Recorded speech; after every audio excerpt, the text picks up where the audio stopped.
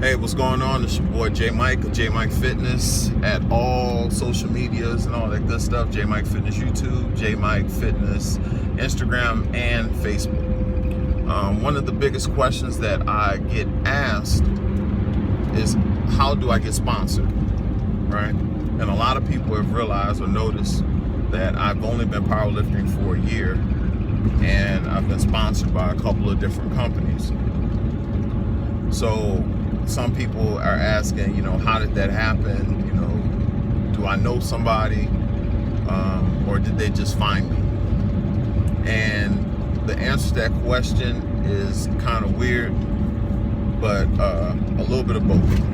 So I want to get into this and break this down for a lot of people who are interested in getting sponsored, and also what sponsorship actually means relative to the average lifter, right?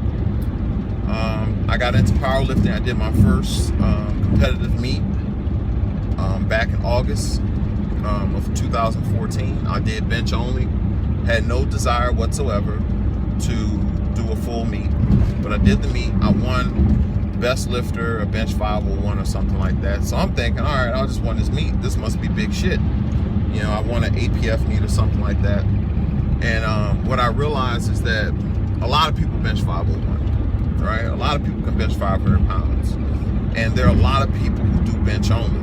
So to be honest, it really wasn't anything too special about what I did. So once I realized that,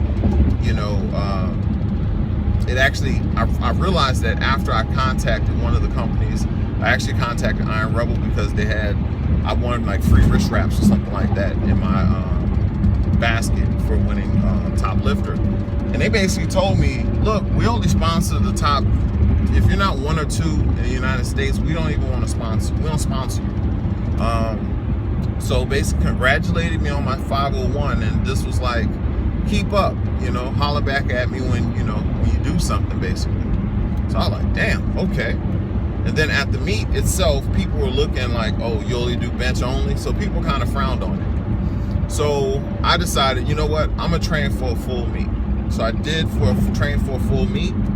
I won my weight class, won my age group and all that good stuff at my next meet, where I totaled 1653. Now, follow along with me, and you'll notice there's a theme or scheme to what's going on. This meet, I totaled 1653 in my first meet. I squat 440 pounds, bench 501, and deadlift 705, right? A month and a half later, I go for my second meet. I squat 585, bench press 501, and deadlift 705 again. Now at this point, I contacted a few other people and was like, hey, what's up with sponsorship? And they were basically telling me like, you hadn't done anything yet, and I'm thinking, I'm winning these meets, and I'm like, hey, I should be getting sponsored. Then when you realize like, hey, there are a lot of people, there are a lot of federations, there are a lot of lifters, everybody can't get sponsored. The people want the best of the best. So I realized that, let me do my research. Let me see who is in the top 15 or top 20 in the 308 class without wraps. And I looked and I was like, if I hit 1800, I can break into the top 10 or top 15, I believe. So I set up another meet a month and a half later. Now this meet is where things started to change, because at the meet where I totaled 1791, a guy representing a very good company, Lift Heavy, was there. And he and I spoke, whatever. He reached out to me and was like, hey man, for your next meet, for your next meet, could you would you mind wearing my gear, and I'll take care of your fees or whatnot, in exchange. And I was like, all right, cool, whatever. And the funny thing was, I probably would have done it without him paying the fees, but he was just a stand-up dude. It wasn't like he offered a long-term, sponsorship or anything of that nature. It was more like a one-off or a one-deal situation, a one-meet situation. I did it, and at that particular meet, I broke into the top 10. I totaled 1845 my following meet. squatted 600 pounds, I bench pressed 535, and I deadlift 711 at this particular meet. Now, right after this meet, and then I get on with Lift Heavy, people saw that, Lift Heavy that sponsored me for that particular meet, all these other companies started showing interest.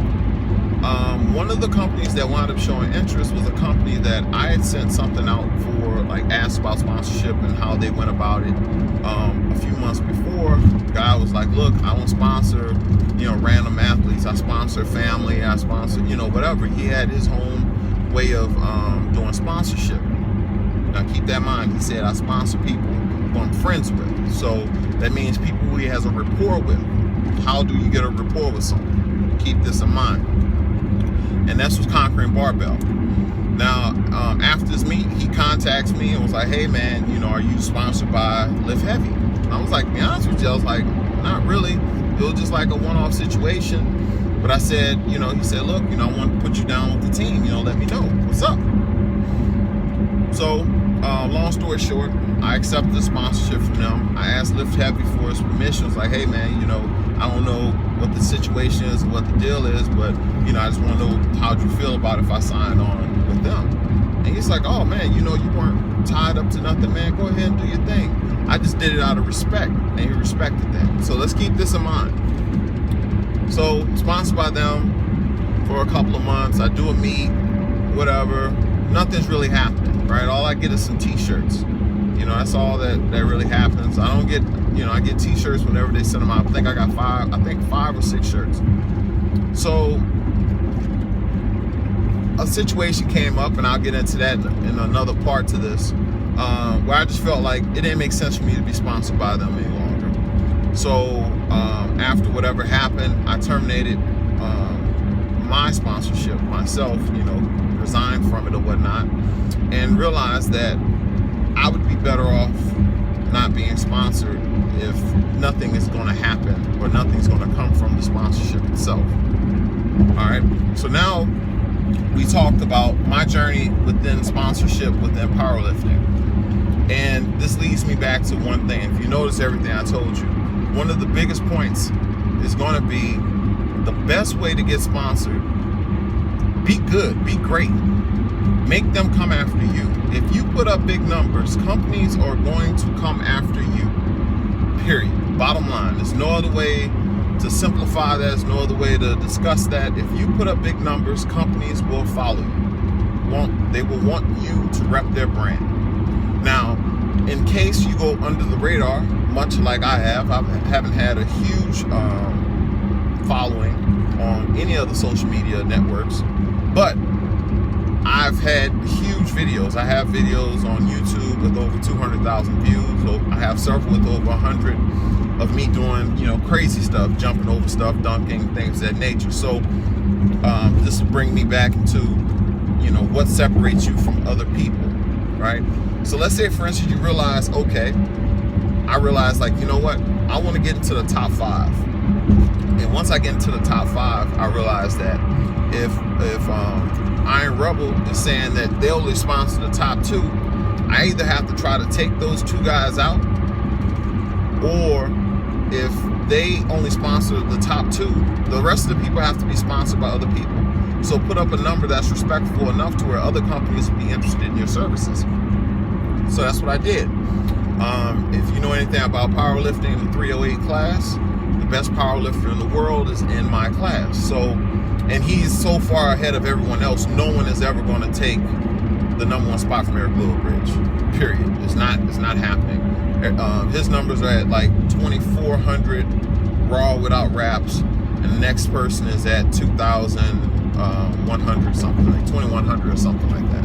But the number 3 spot is, I believe, 2088, and the 4th place spot is 1901, and I'm tied with 1901. So right now I'm top 5. The guy that's ahead of me right now is actually, he weighed less than I did, so he's ahead of me in terms of rankings on powerliftingwatch.com. So I'm a top 5 guy in the United States in this